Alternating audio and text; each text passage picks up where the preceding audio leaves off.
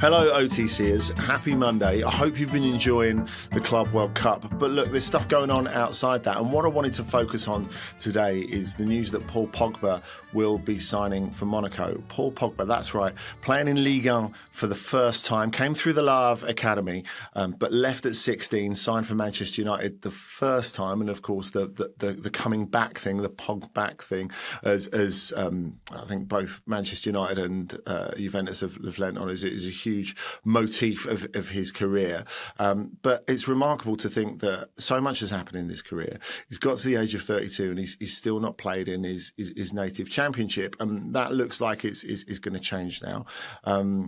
We don't know how ready he's going to be to come back straight away, but we'll come to that in a second. What I think is the key thing is that Paul Pogba coming to Liga is huge news, and I think it's a big boost for Liga, certainly in a media sense, and bearing in mind that he had other offers out there, and maybe he's embellished some of those, of course, when he's talking about it publicly, but it's clear that he could have gone to Saudi Pro League for a lot more money. Clearly, there are tax advantages in signing for Monaco that there aren't in other clubs in Ligue. You might remember in the season that they got to the Champions League final in 2003, 2004, Fernando Morientes on loan from Real Madrid was a huge part of that.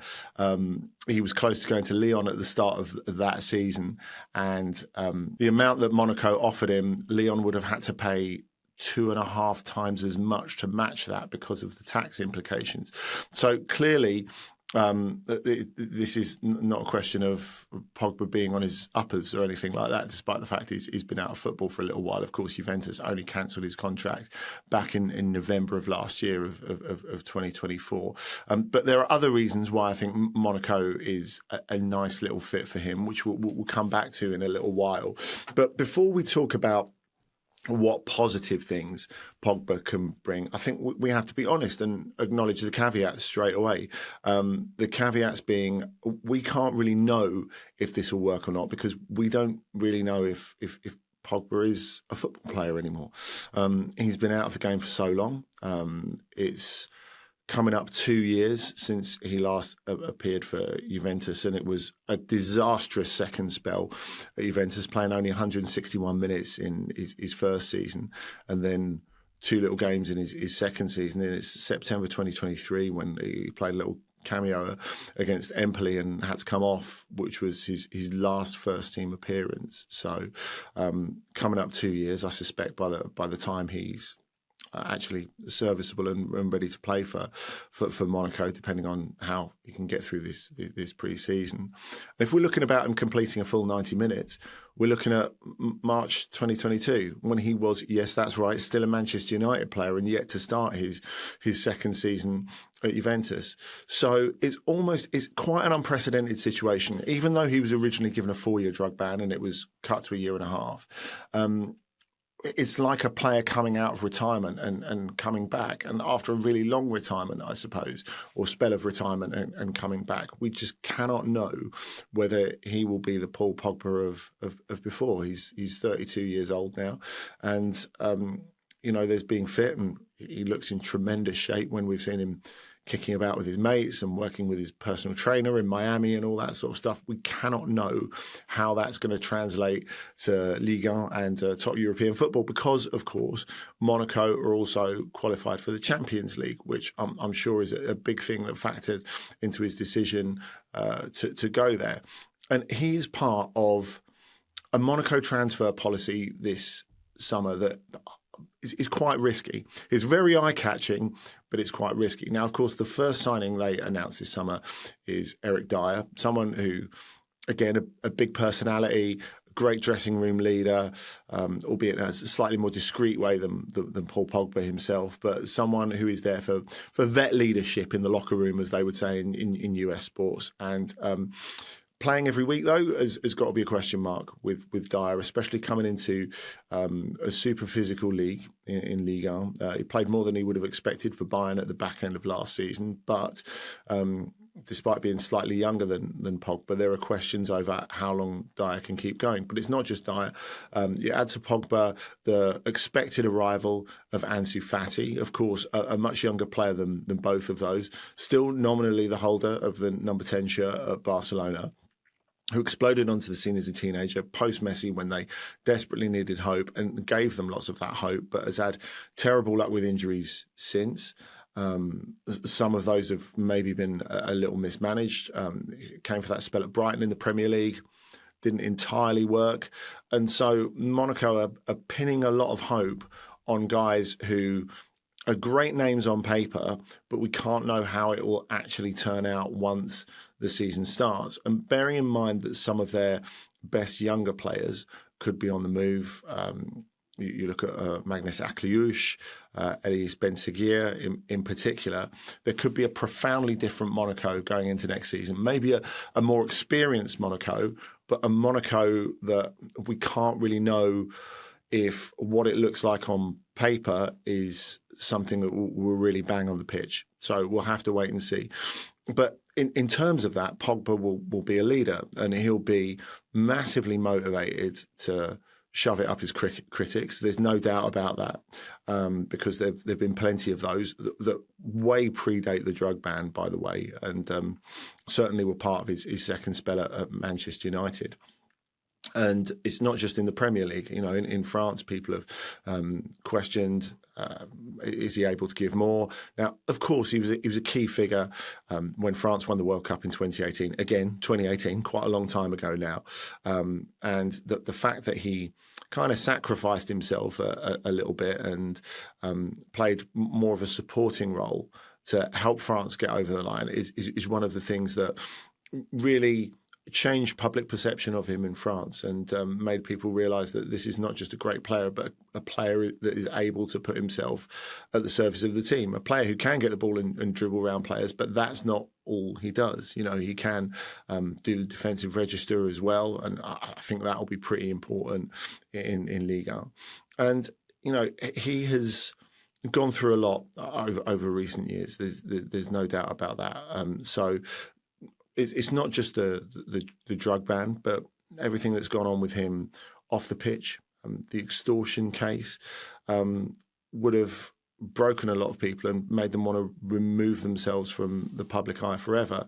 But we can see from Pogba, and particularly from the interview he did on TF1, the French television channel this weekend, that he's someone who wants to re-seize the narrative, who wants to start rewriting his own story.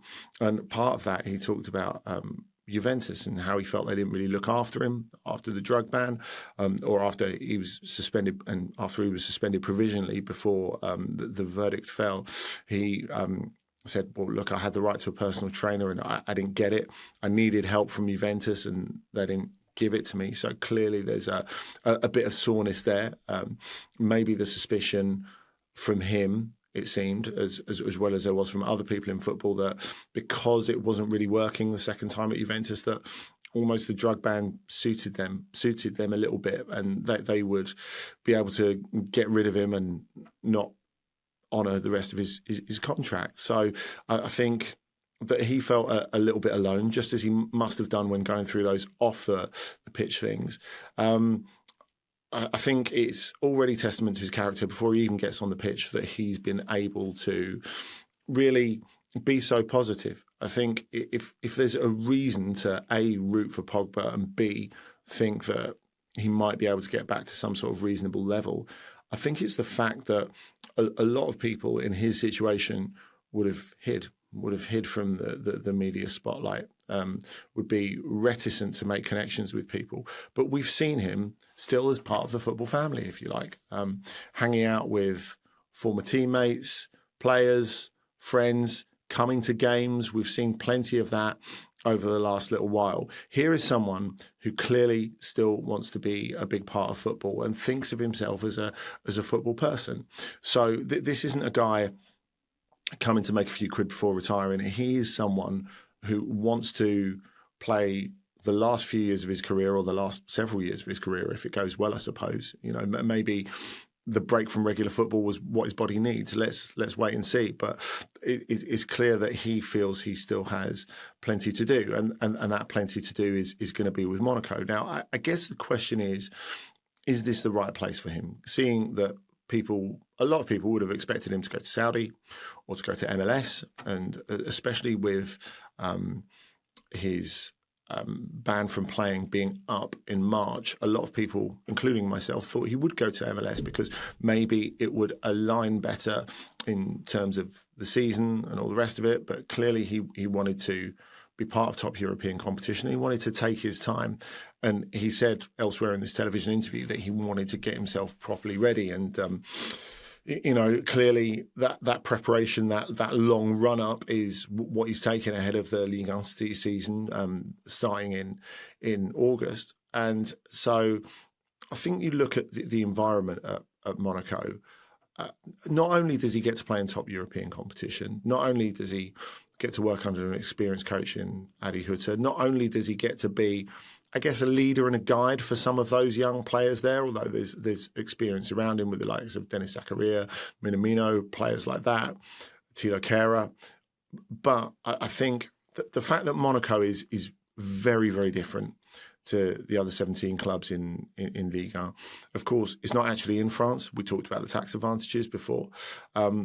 But it's sort of stereotyped as a playground of the superstars. And I think that is really to Pogba's advantage because you won't get the pressure there that you would get at Marseille, for example, another club that he was linked to, where there's no escaping football. It's a part of every facet of the city's life. When Pogba's off duty, he'll be properly off duty. He's nowhere near the most famous person in Monte Carlo. So, he'll be able to go and hang out and have dinner with his family and do a bit of shopping and all that sort of stuff. And no one's going to hassle him.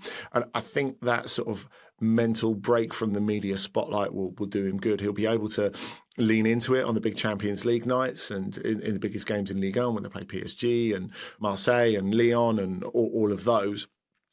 But I think he'll have a bit of peace of mind as well. When you train at Monaco, they train in a place called La Turbie, which is on the cliff face, really, sort of hanging above Monaco, actually just in France rather than in Monaco. You go up this mountain road to get there.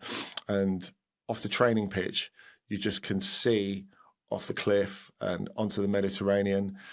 And you're just taking a deep breath and you feel a sort of calmness. And I think it's a unique environment for players in that way. And for Pogba to be able to concentrate on football, remove himself from the nonsense, I think it's just the perfect place in that sense. And he does have aims, not just to succeed at club level, I don't think, but really he's got the 2026 World Cup on the horizon. Now, I know he's been speaking to Didier Deschamps, who he was close to ahead of that. From what we've heard, it doesn't seem that Deschamps has shut the door, depending on how Pogba is able to do this year. And if you look at the fact that France have got loads of talent, but there are questions over their midfield. There are questions over various other spots in the team, but there's definitely questions in midfield where Manu Koné has been brilliant over the last year. But I think they do need a bit of seniority. They do need a bit of leadership. And really, I think if you had Pogba next to Koné, that's only going to make him get better. It would be a boost for Youssouf Fofana, former Monaco man himself, of course, who's in that French international squad. So I think he could really add something, and he will have the best possible setup and the best possible conditions to do that. I think it's important as well to point out what Pogba could do for the league, because I think we all know Ligue is not in a great place at the moment. Clearly, all the clubs going forward with their budgets for this season have been told on their income to not include any TV money whatsoever, because the DAZN deal is coming to an end. Ligue 1 is going to set up its own TV channel. We've talked in the past, I guess, in English circles about, would the Premier League make its own channel and just be a sort of Netflix of football. Well, that's what Ligue 1 is aiming for, because the money from traditional broadcasters simply isn't out there at the moment, and the DAZN deal has been a big failure for both DAZN and for Ligue 1 itself. So they're deciding on which provider to go with at the moment. And if you go back to French football's last big TV crisis, before this one that's enveloped them in the last year or so, it was after the collapse of the Media Pro deal, and this massive deal that looked too good to be true was too good to be true, and a lot of clubs were looking at serious financial problems in the future, just like they are now. Who was the guy who saved that? Leo Messi. I think when we look back at Messi's career, we won't think of PSG as any real sort of high point for him. It feels like PSG have got a lot better since he and Neymar and Kylian Mbappe have left, and it looks like those guys, I think, quite objectively look like part of the problem now. But even if we think of the definitive Messi as Barcelona Messi, he was still Messi. There was enormous excitement when he arrived in Paris, rather unexpectedly. And in terms of selling Ligue 1 to foreign markets, that really helped. They're in massive financial trouble, a lot of those clubs, and they managed to get bigger and more broadcasting deals in areas of the world that they weren't able to get them before, because Messi was on the slate and people wanted to see him play. Now, of course, Pogba's not quite on that level, but he is one of the big personalities of world football. I think people all over the world will be excited about seeing him. So anything that Ligue 1 can have, especially when it's traditionally such a talent drain, you think of the best young players go away quite early. I think for Pogba to be there, there'll be curiosity, there'll be goodwill, there'll be some people who want him to fall on his face, of course, but there'll be people all over the world interested in seeing him, just as we are, and I really hope he does well at Monaco in this coming season. Thanks for joining us, as you do every Monday, I hope, on the OTC YouTube channel. We've got a fresh take for you every Monday on something big that happened at the weekend. And of course, we regularly populate the YouTube channel with bits from our podcast, which I hope you're subscribed to as well. Remember to like and subscribe here. And if you've got any questions that you want us to address in Ask OTC, our Friday pod show, bits of which appear on here, we can just leave them below the line. Anything on European football, and we'll do our best to respond to you. Thanks for joining us. We'll see you again next Monday.